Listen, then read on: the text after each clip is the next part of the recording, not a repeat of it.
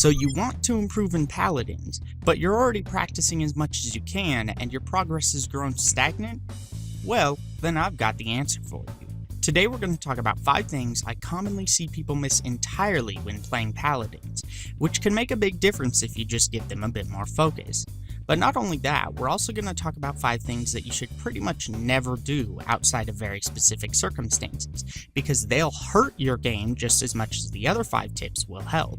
Hopefully these will be more helpful than the generic tips like try to pick characters that gel well with the rest of the team composition, or learn to main at least 2 characters in each category. These are great tips, of course, but these are also the things that most people know they should do already and know exactly how useful it would be.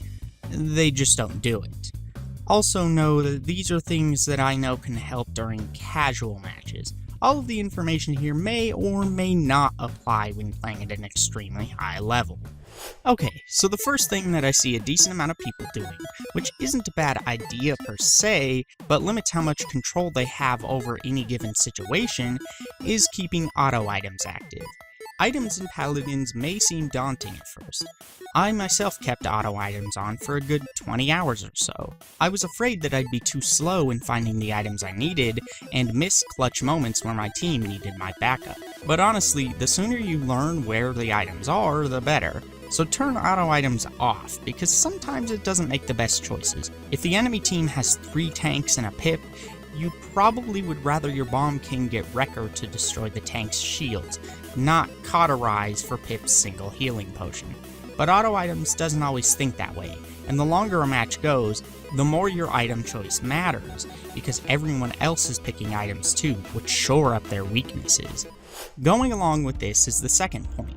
Make loadouts that are cohesive. You may think that giving Torvald extra health, making Runic Blast give him 400 shield, and using his alternating current legendary to get 1.5 more seconds of shield healing from recharge are all great boons to his arsenal, and they are, but it's also often more effective to find cards that synergize with each other, particularly if your playstyle with that character is a bit different from normal. If you're going with alternating current, maybe you could instead pair it with a card that boosts how much shield recharge gives you, and a card that boosts your movement speed when in recharge. That way, Torvald's survivability when recharge is available to use goes up exponentially. You can get pretty creative with loadouts, which can almost completely alter the way a character can be played if you think just a bit about what cards might go well together. Next up, one thing that's much more beneficial than many would think is simply playing every character once or twice. Yes, going back to the more generic tips, this can help you find someone else that you love playing, or allow you to be almost competent with a character if you're forced into a role you don't normally play. But there's one benefit people don't ever seem to think about. Playing as each character just a bit can allow you to understand their limitations, so you can exploit them better when playing against them. I didn't understand Ruckus's shield or his Gatling gun windup. I didn't understand Drogo's fire spit.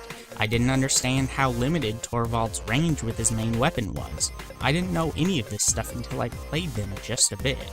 And once I had, I became much more effective at avoiding stupid deaths to them, as well as baiting them into making mistakes. Know thy enemy, right? Moving on, one thing I see extremely often with certain characters is players avoiding an ability they have simply because they don't understand the true benefits it offers. Experiment with these abilities anyway. Look through the loadout options to see clues as to how the devs maybe wanted you to use them. As someone who plays Bomb King a ton, it's hilarious how many people I see playing him and never using his Poppy Bomb. They try to use it once or twice when they first start to knock players off of the point or to knock them off a ledge. Then they decide that Grumpy Bomb is better for the former and the latter is too niched for normal use, so they stop using Poppy Bomb. What they don't realize is that Poppy Bomb is actually most effective when used on the Bomb King. I didn't know that for quite a while because I didn't start with Overwatch and I'd never played Junkrat before then. And neither have a lot of people. Most characters in Paladins have movement abilities set to R1/right bumper. The game really doesn't announce it anywhere, but knowing that would tell the player what they should use Poppy Bomb for. Bouncing around the map like a maniac, dropping grumpies, stickies, and king bombs from the sky. Getting creative with your abilities based on their limitations can make you much more effective, too. Grumpy Bomb has a huge windup before it explodes, so instead of constantly throwing it in random places to try and hit enemies with it, use it for zoning. Place it in areas you don't want the enemy to be to scare them away, rather than trying to stun people with it. King Bomb has a rather large windup too, so find a safe area just outside of a fight, place a Poppy Bomb just behind Bomb King, start the ultimate, and then launch yourself through the air while the windup for King Bomb is happening. This keeps you safe from wasting it by being killed while it's still charging, and turns you into a surprise nuke from the skies while all of your enemies are looking for you on the ground. The final thing you should learn to do in Paladins is to try and stay positive in chat, or on the mic when playing. This isn't a PSA on how to make matches more enjoyable for everyone. This will legitimately improve your chances of winning more often than not. It may seem like a waste of time, but encouraging players rather than staying silent or condemning their mistakes can go a long way to focusing them and bringing out the best in their performance. Encouragement can also bring teams closer together in clutch moments. I've seen flanking Cereses who refuse to heal anyone suddenly become an indispensable part of our tank staying alive just because the team was positive. Not only does this have a lot of subconscious effects on people, but it also just raises the chances that they'll listen to recommendations like group up or defend the point. Gentle tips are great too, because sometimes players can find themselves in a loop of failure due to frustration. I had a match a few weeks ago where I was playing as Ruckus. It was after like 7 or 8 losses, half of which were due to poor sports doing things like going AFK or blaming everyone else for their struggles. As such, I was a bit upset, and kept rushing in the battle to fulfill my duty as a tank, only to get dominated within seconds. Someone on my team was kind enough to point out that I was doing so, and that I should focus more on staying alive first. In that moment, the score was 0-3, with us being on the losing side. We won the match. The moment I stepped back to stay alive for more than a few seconds, I could actually utilize the cauterize I had on. I became another target enemies had to deal with. I could get healing from our healer before I died. I could buy more items to shore up my defenses and break down those of my enemies. Match was no longer a lopsided 4-on-5 affair because I finally had my head in the game, and we won against all odds. So if those are 5 things every player should try to do in Paladins if they want to improve, what are 5 things they should never do if they want to win? First up, never pick items that don't help you or ignore obvious choices. Now that you've listened to my very first point up top and you're picking items manually, you need to realize that not all items are just as effective for every character or situation. I've seen people instantly jump to Wrecker every match because it's so useful, even against teams where the only tank they have is an Inara, whose wall is affected by Bulldozer instead. I've seen people pick Cauterize against a team with no healers, no Tyra, no Buck, no way for any of these characters to heal really. I've seen Grovers pick Deft Hands, but he doesn't reload. While it should make him ready his axes faster, it doesn't. So Deft Hands literally does nothing with Grover, you're throwing points away. Likewise, I've lost to super lopsided teams with 2 flanks and 3 healers because our Ruckus or Tira or whatever didn't pick Cauterize, and neither did anyone else, meaning me as Lex was forced to try and pick up the slack. If you keep dying to a Drogos, even if the rest of the opposing team does direct damage, maybe it's smarter for you to pick Blast Shield than Haven. Don't pick Kill to Heal with Torvald if you're never getting eliminations, but you have a Ying surrounding you with healing clones all the time. Be smart, pick Rejuvenation so those clones are more effective. There is no universal best option for picking items for any character or any stage. There are generally preferred ones, but sometimes it's smart to save your points for just a little while and see what kind of team you're coming up against, or how your team performs. If your Ceres doesn't heal, don't waste time getting Rejuvenate.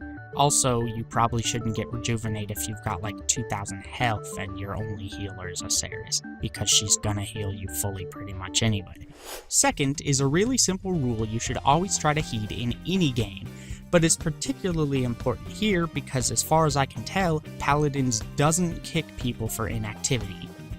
Never go AFK if you can avoid it. I understand there's sometimes emergencies or things that need done in the moment. That happens and it's okay. But I've seen an increase in losers that get upset that their pip missed a single chance to heal them or whatever, so after they respawn they just sit in the spawn room, pouting for the rest of the game.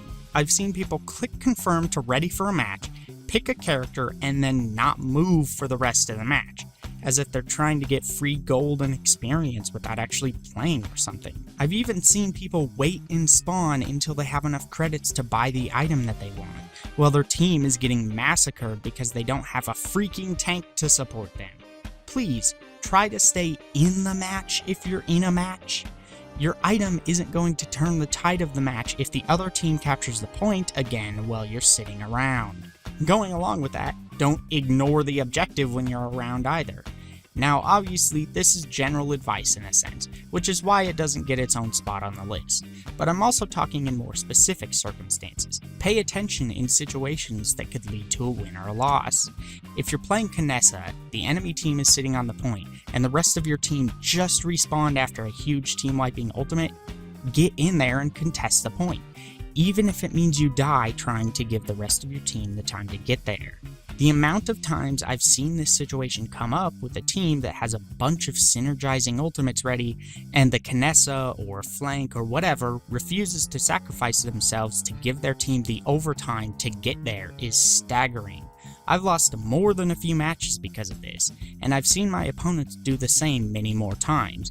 Pay attention to where the scores are, where your team is, what the situation is, and get on the point or the payload when you need to.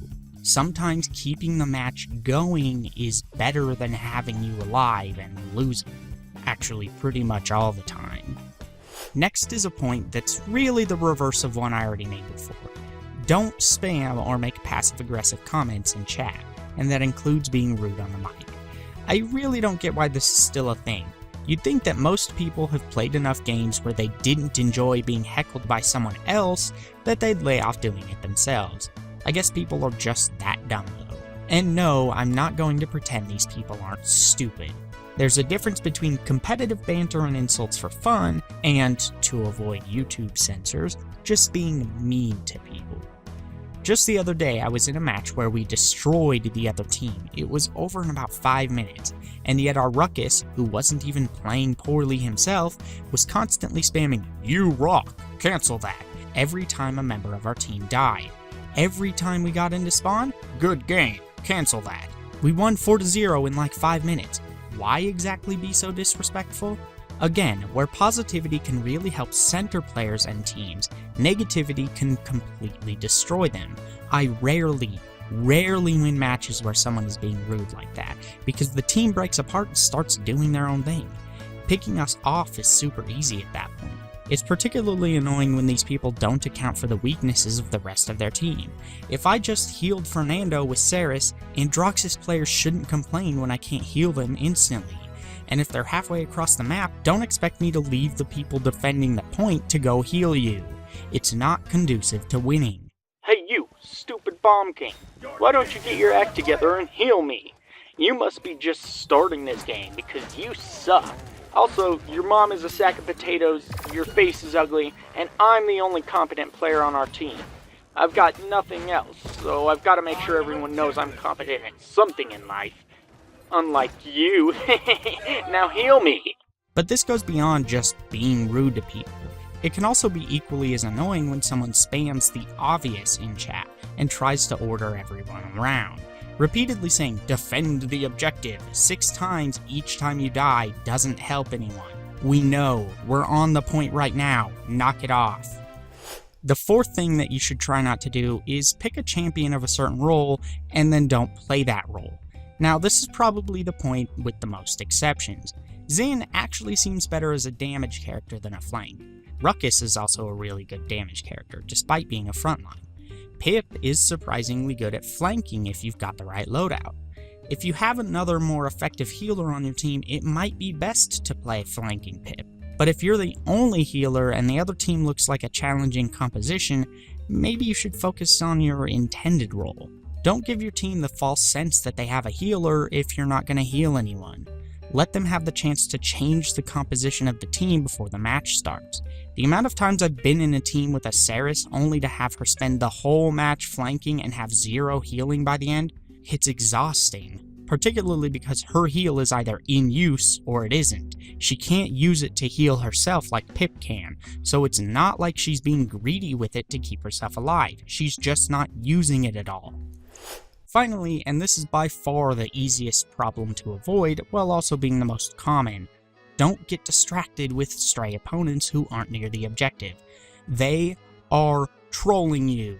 When you see a Tyra or a Meve standing near your spawn in a payload match where the payload is nearly to their own base, or when a flank pokes you from the back and then runs away from the objective, or when you're really needed on the point but the opposition's Inara is 3/4 dead and hides around the corner to heal, let it go. There are times when you need to deal with a threat outside of the main battle, but most of the time they're just trying to waste your time so that your team is missing a vital part of their composition back on the point. That's why most of the time these people are flanks. That's part of their job, is to keep you off the point. I recently ran across a payload match where some guy spent the whole match making fun of me and saying I was the reason we lost because he, as Fernando, would actively choose to stop outside of our spawn to fight a Meve, and I never stopped to help him. You know the reason we lost? Because he was taking her bait, and the rest of our team continued to stop and try to bail him out. Every time she was killed, she'd be there next time to do it again, and he'd fall for it again. I'd run past and he'd cry like a baby about it. His objective time was like 10 because he just didn't get it. And he was the front line. You know how he could have solved this problem? By getting the master writing item so that he was a harder target to hit and then ignoring the Meve entirely. This is such a common problem too. Again, there are times when it's a good idea. If the opponent's Skye is just really good at poking people, has morale boost on, meaning she's constantly getting ults to spam, and is making team synergy difficult, it's fine to focus on her for a few seconds every time she comes around, just to make sure she faces a respawn timer as often as possible. But don't let it get in the way of other goals that can help you win faster. Don't chase people into dangerous situations. Let it go and fight them later when you have the upper hand, when you have teammates with you. This one choice will probably provide you the biggest boost in match quality, particularly if you're playing with other people who do the same. It's amazing how easy it is to exploit the weaknesses of otherwise frustrating flank players if they can never convince you to follow them into a dark back alley alone. Hopefully these tips will help improve your experience with Paladin, and maybe even other games as well. I'm personally seeing an influx of bad habits that I didn't see for the first 2 months of play when it was introduced on consoles, and I'm not really sure why. I don't want this game to turn as toxic as Overwatch or Call of Duty can be at times, and I think following these points is a pretty good way of keeping it from becoming an issue, because people who play better generally play nicer as well. What about you? Do you have any ideas you found work that make a game's community more level-headed, or a particular choice players always make that can really up their game? Sound off in the comments below, and I'll see you guys next time. Hey, thanks for watching this video. If you're interested in another one, here's the last one that I uploaded. You can also follow me on Twitter or subscribe by hitting the subscribe button.